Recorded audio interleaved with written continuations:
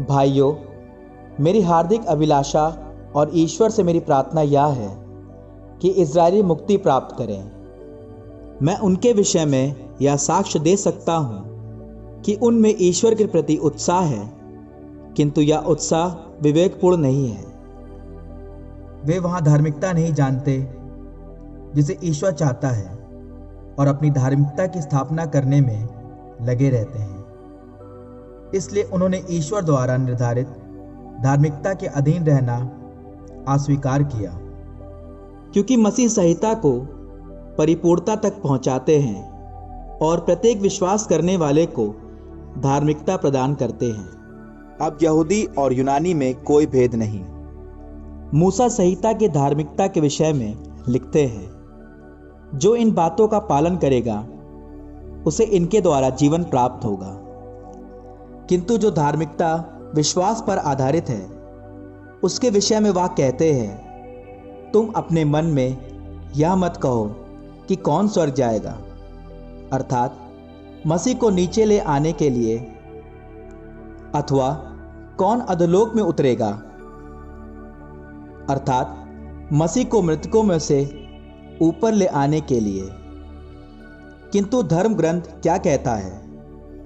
वचन तुम्हारे पास ही है, वह तुम्हारे मुख में और तुम्हारे हृदय में है। यह विश्वास का वह वचन है जिसका हम प्रचार करते हैं। क्योंकि यदि आप लोग मुख से स्वीकार करते हैं कि ईसा प्रभु हैं और हृदय से विश्वास करते हैं कि ईश्वर ने उन्हें मृतकों में से जिलाया, तो आपको मुक्ति प्राप्त होगी। हृदय से विश्वास करने पर मनुष्य धर्मी बनता है और मुख से स्वीकार करने पर उसे मुक्ति प्राप्त होती है। धर्म ग्रंथ कहता है, जो उस पर विश्वास करता है उसे लज्जित नहीं होना पड़ेगा। इसलिए यहूदी और यूनानी में कोई भेद नहीं है, सबका प्रभु एक ही है। वह उन सब के प्रति उदार है जो उसकी दुहाई देते हैं, क्योंकि जो प्रभु के नाम की दुहाई देगा उसे मुक्ति प्राप्त होगी। परंतु यदि लोगों को उसमें विश्वास नहीं, तो वे उसकी दुहाई कैसे दे सकते हैं? यदि उन्होंने उसके विषय में कभी सुना नहीं, तो उसमें विश्वास कैसे कर सकते हैं? यदि कोई प्रचारक ना हो, तो वे उसके विषय में कैसे सुन सकते हैं? और यदि वह भेजा नहीं जाए, तो कोई प्रचारक कैसे बन सकता है? धर्म ग्रंथ में लिखा है, शुभ संदेश सुनाने वालों के चरण कितने सुंदर लगते हैं, किंतु सब ने सुसमाचार का स्वागत नहीं किया। ईसायास कहते हैं, प्रभु, किसने हमारे संदेश पर विश्वास किया है? इस प्रकार हम देखते हैं कि सुनने से विश्वास उत्पन्न होता है, और जो सुना जाता है वह मसीह का वचन है। अब मैं यह पूछता हूं, क्या उन्होंने सुना नहीं?